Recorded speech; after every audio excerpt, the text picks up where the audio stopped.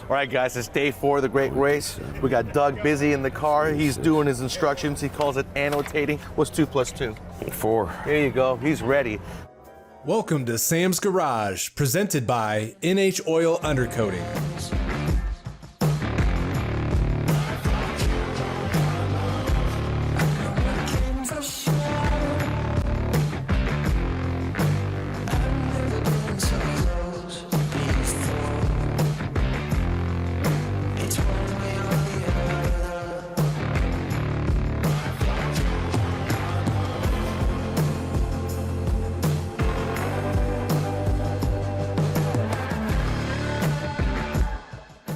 Thanks for tuning in to this week's episode of Sam's Garage. Sam and Doug enjoy the nice weather and scenic highways on the Great Race.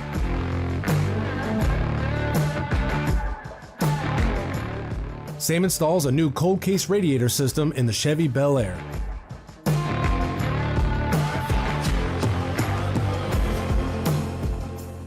The SC300 gets a new 6-speed transmission and performance clutch upgrade. And Sam and Julie add some new seals to the garage doors at the shop.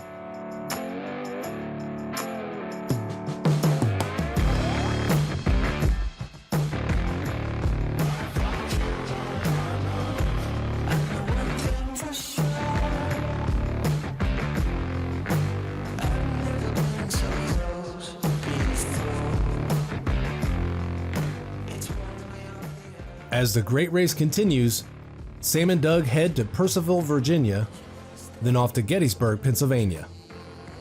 We're going to do our speedometer calibration on our way over to our first leg, which is going to be the first town we go to, which is Purcellville, Virginia. And then from there, tonight's stop is going to be in Gettysburg, Pennsylvania. That's going to be really cool. I can't wait to get to that town. So as you can see, everybody is here getting ready. They've got their instructions. There's a gas station right here. We've all checked our air pressure. We're getting ready to go. The route's a lot of work. I'm working on it right now, guys. I don't have a lot of time to talk, but we are going across the bridge. It's a private bridge, and you have to give them $1.50 as you go across it, or you can't go. So I got to make sure we got the cash, so I'm going to get back to work. So we went to Kenny's place. It was a family farm. He's actually a car guy, lots of farm equipment, but he also has a garage where he restores cars in there. Set up a beautiful tent and gave everybody a wonderful meal. He allowed every car to come through a station. He picked up the tab for every driver. No matter the grade. No matter the grade. It was such a generous offer.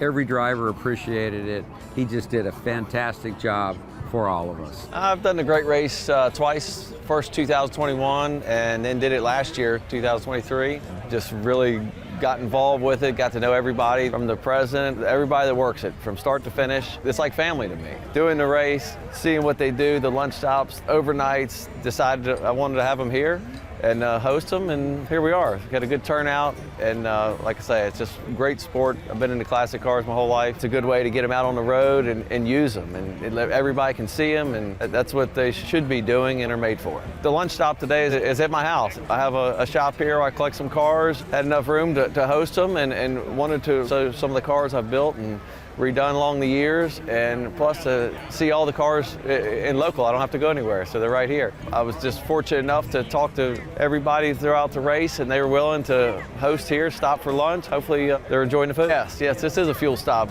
Once all the cars leave here, 4 miles from here is a family-owned gas station that my dad has. They're all going to go there. We're all going to fill them up with fuel for free. So every car gets a full tank, full meal here, full tank 4 miles from here at the gas station. So, you know, we're gonna fill them up both ways.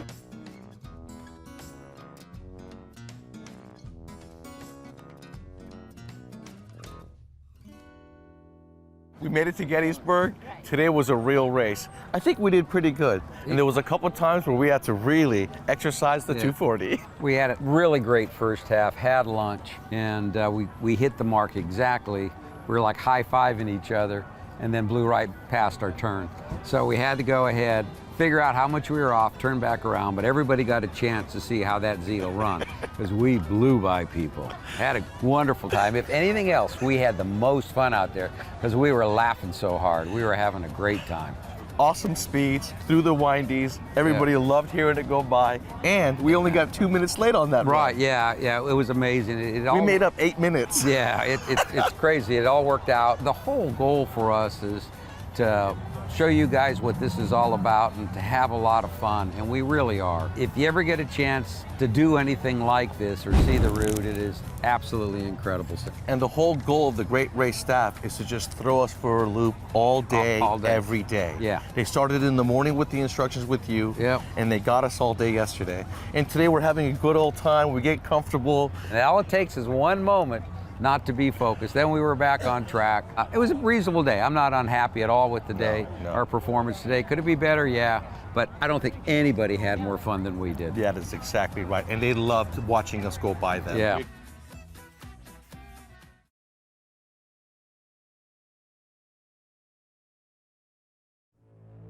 Welcome back to Sam's Garage, presented by NH Oil Undercoating.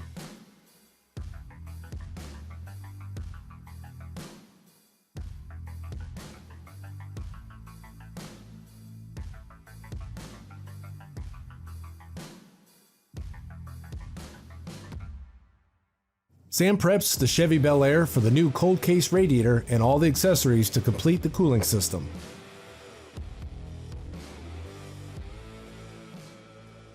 What are you taping for? I'm going to be taping this edge on the fender because we're going to be going with a cold case complete cooling system, and it requires an entire core support. So the last thing you want to do is be that guy that scratches such a beautiful paint job. And if you ever are that guy, always admit it and take care of it for the customer. In the Bel Air, next what we're going to do is install the cooling system, a complete system from cold case.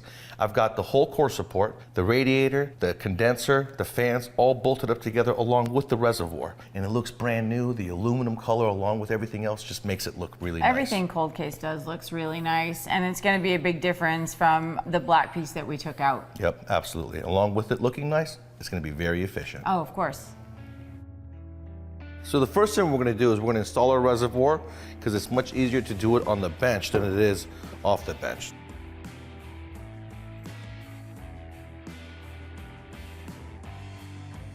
What you want to do is on this cap, there's a little O-ring right here. It's a fresh, very dry O-ring, okay? So if you put it in there like that, it's going to roll and you're going to have a leak when you go around corners. A little bit of Slow Glide will keep it from rolling. So then the second thing we're going to do, we got 2 brackets with the countersunk screw and a bevel. The bevel goes towards the radiator, flat spot goes towards the car. Very simple, you can't mess this up because this only goes in one way.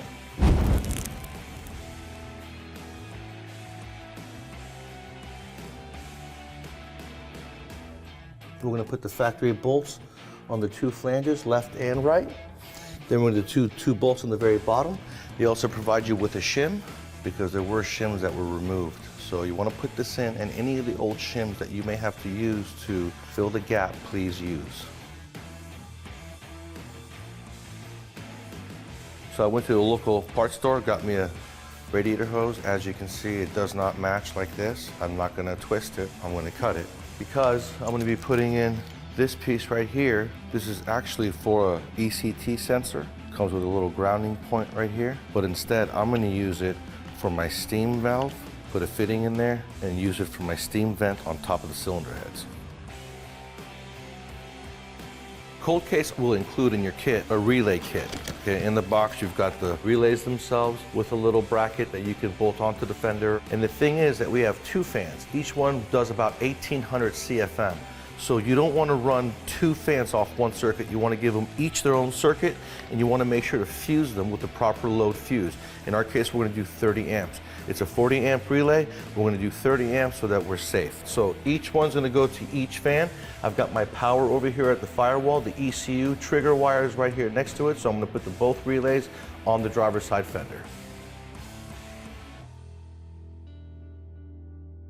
All right, guys, now there's a lot of spare wire left over with the cold case kit. It's very important that you guys just wrap it up and put it in your toolbox, use it for the next project. Now, let's test the fans and make sure everything works good.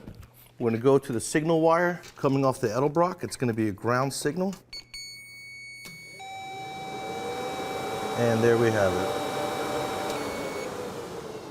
That's 3600 CFM. You can hear it. It's gonna move a lot of air. It's gonna be plenty for both the condenser, the transcooler, and the radiator itself. So if you guys want efficiency and you want it to look good, check out Cold Case.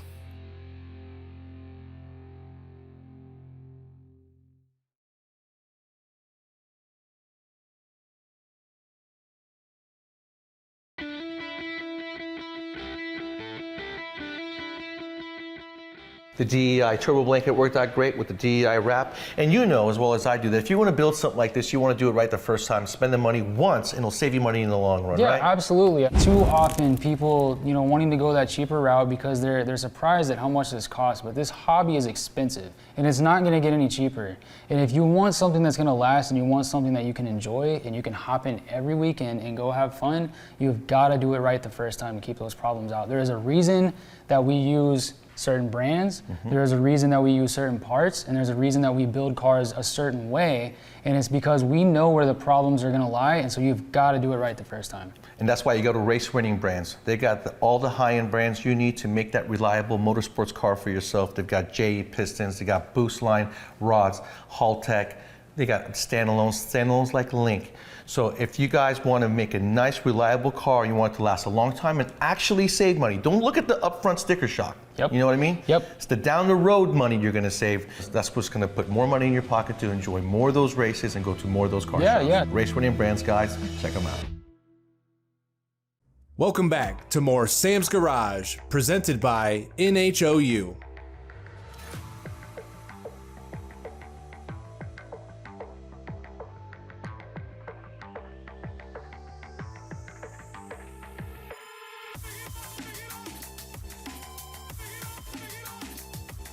The SE300 drivetrain is completed after installing a new 6-speed manual transmission, bell housing, clutch, and master cylinder.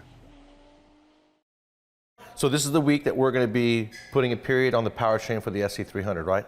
We're going to do that by installing the 6-speed transmission. That's right, 6-speed manual. I was going to do a power glide. I already have one for the car. There's a parachute on the car. But since I already have an automatic drag car, I wanted to go ahead and make me a road car to go around Road Atlanta and Amp. That'll be fun. Yep, T56 6-speed transmission with a QuickTime bell housing and a Grannis Racing clutch kit, pedal, and master cylinder to make everything work in unison, and we'll have no problems going down the road. It's gonna be a busy day. It is going to be a busy day.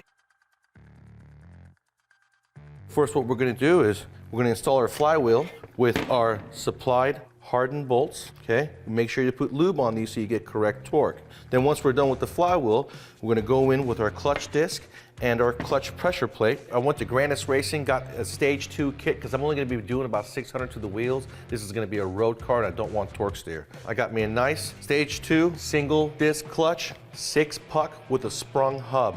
And what that means is you got springs right here in the hub. That's gonna take down the chatter because that's a pretty aggressive disc being 6-puck. But the sprung hub is going to take down the chatter, which is going to be really nice. And it looks to me like they're using a non-turbo flywheel because a Supra twin turbo has a pull style diaphragm with a different flywheel. It's going to be solid. And then this one is a push style diaphragm. Joel Grannis does supply a alignment tool for the T56 26 spline that'll go into the pilot bearing for the car. They supply it with the pilot bearing and the tool. I like to use a metal tool. That's gonna give me a little more precision because a T56 can be a bear to put in. None of these conversions we do in the aftermarket world would be possible without QuickTime. These guys make the bell housings you need to swap transmissions to engines. They're SFI approved, so you can go drag racing with them. If your clutch comes apart, it's going to sustain everything within the bell housing. So this is the most crucial part when installing the transmission because we're going to be putting a hydraulic throttle bearing in, and you have to make sure you have enough clearance. So the first thing I want to do is have Julie hold a nice solid straight edge up against the bell housing surface. So I'm going to go from the teeth of the pressure plate and measure out to the inside edge of my level, and that's going to mimic the surface of the bell housing. So I'm going to take my ruler. This surface here is exactly level with the bell housing surface here. I took a straight edge and made sure I can measure off of this point and have a proper reading. What Grannis Racing supplies is a nice Tilton adjustable release bearing that screws onto this hub. You screw onto the face of the T56 transmission. So when I put on the hub, it goes on with 2 bolts. I've got both of my lines coming out. I've got my bleeder and I've got my hydraulic.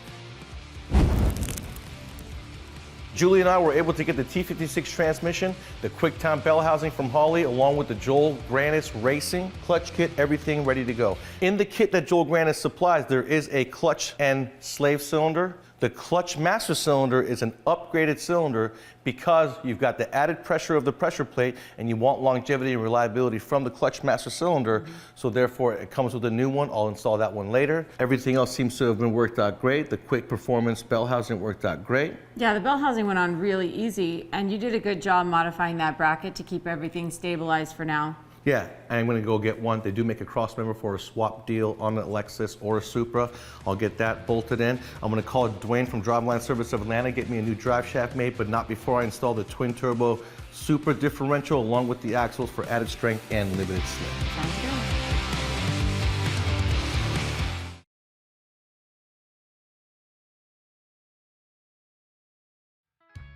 Welcome back to Sam's Garage, presented by NHOU.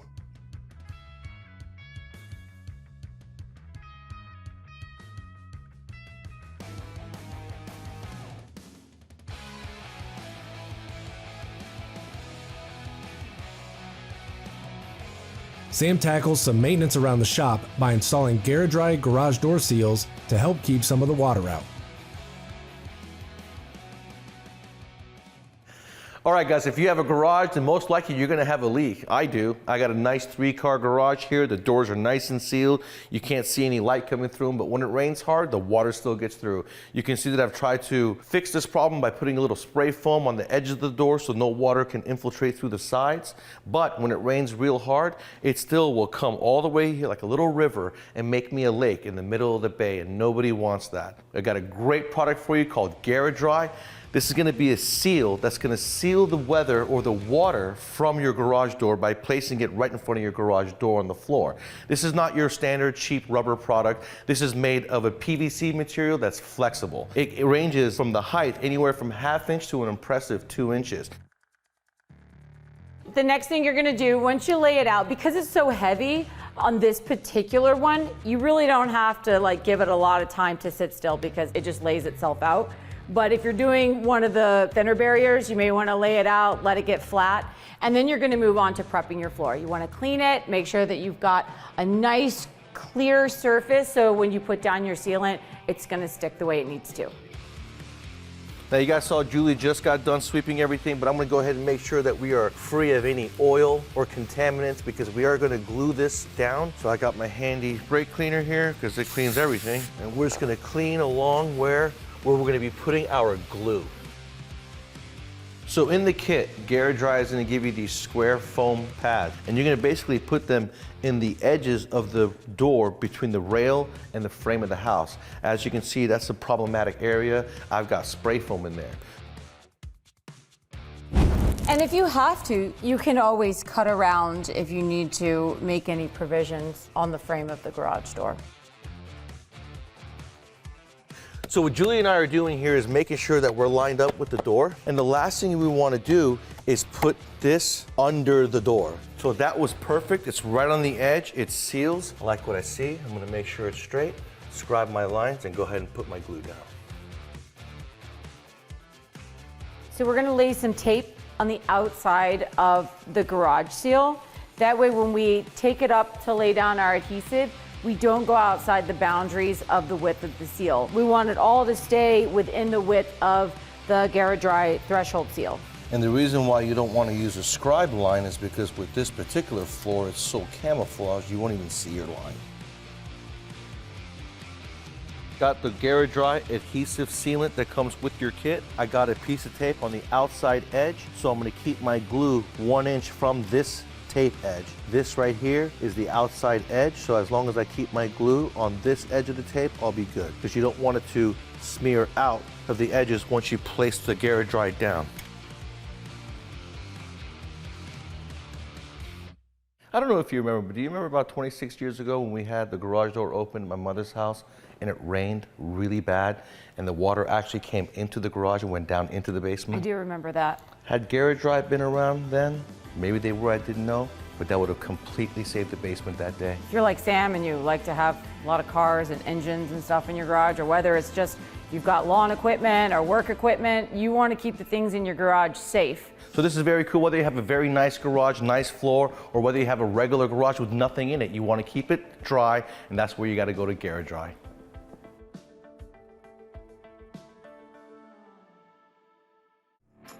Be sure to check out Sam's Garage on these other media platforms. Send us questions and feedback to info@samsgaragetv.com. That wraps up this episode of Sam's Garage. Sam and Doug are now on the next leg of the great race. The Bel Air has the cooling system completed. The drivetrain for the SE300 is buttoned up, and Sam's Garage should stay nice and dry thanks to GaraDry.